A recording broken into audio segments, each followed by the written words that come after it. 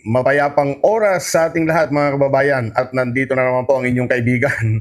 Opo, medyo ako'y nangingiti dahil alam niyo po ba na ito pong si Inday ng hamon. Opo. Tama po ang inyong narinig. Ng hamon po itong si Inday Duterte. Akalain niyo mga kababayan, itong si Sara Duterte ay hinamon itong batang Marcos. Tama po, oo. Tama po ang inyong narinig. Gaya ng sabi ko, naghahamon po itong si Inday ngayon. China-challenge niya po itong si Congressman Sandro Marcos. Oo. Talaga naman matindi talaga itong mga Duterte na ito, no? Matindi itong si Vice Presidente. Ang lakas maghamon. Oo, pero siya tumatakbo sa hamon.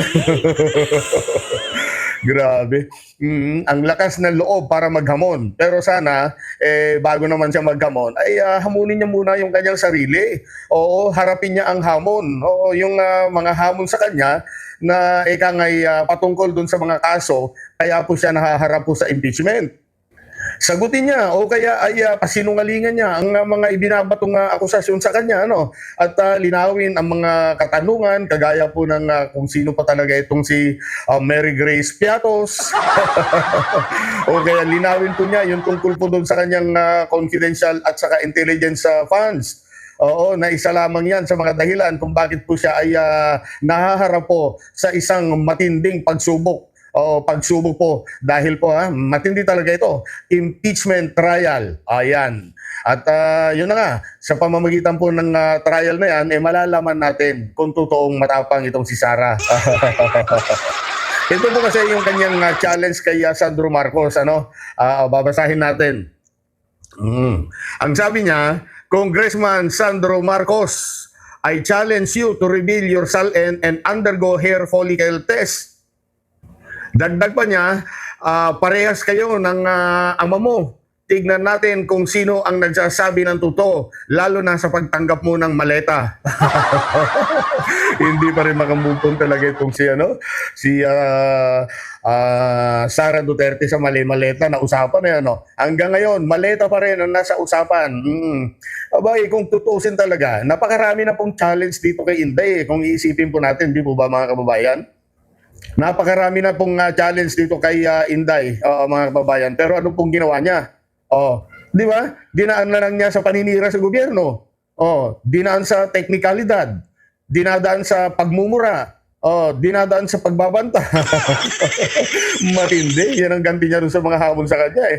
Ngayon, nagigipit na. Alam niyo po, totoo po yan. Nagigipit na po ito ngayon si Sara Duterte dahil malapit-lapit na po yung umpisa po ng impeachment trial.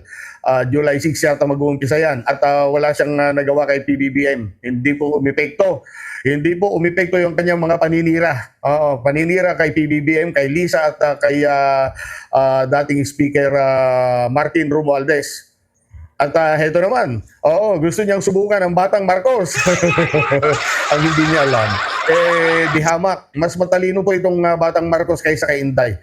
Dihamak po, mas matalino po yan kaysa dito kay Vice Presidente natin yan.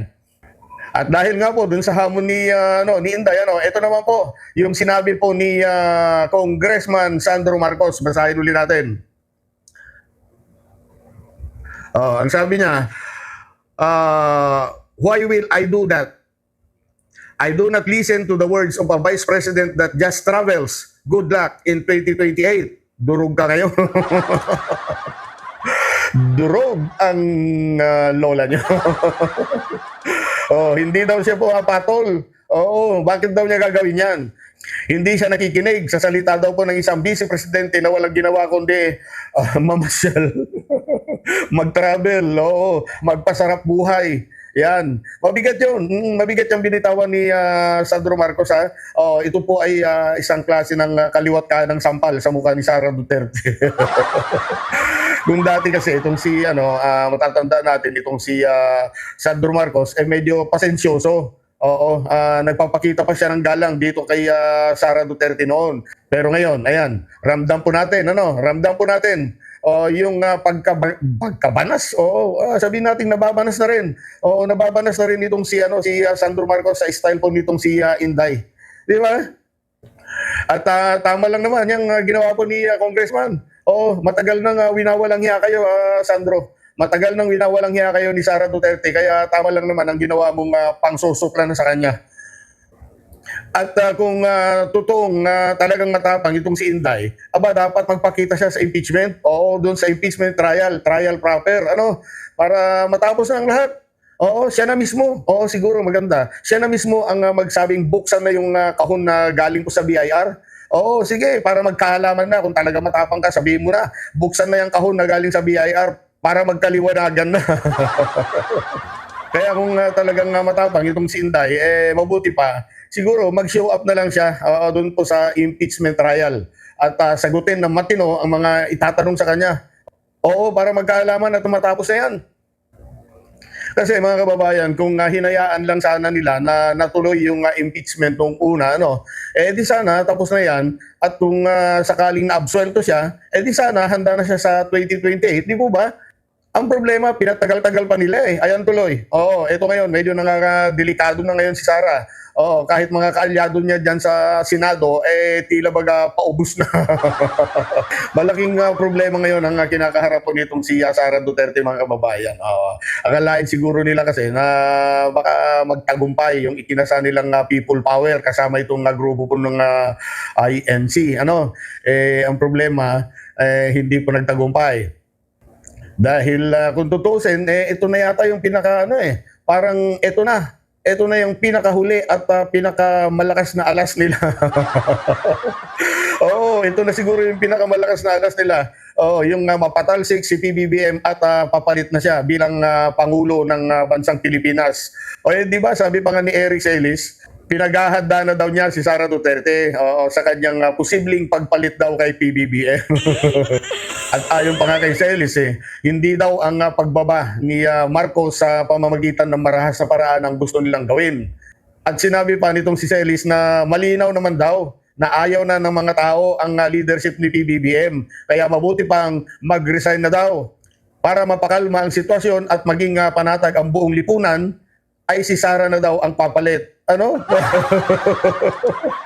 Nagpapatawa itong si Eric Celis, ano?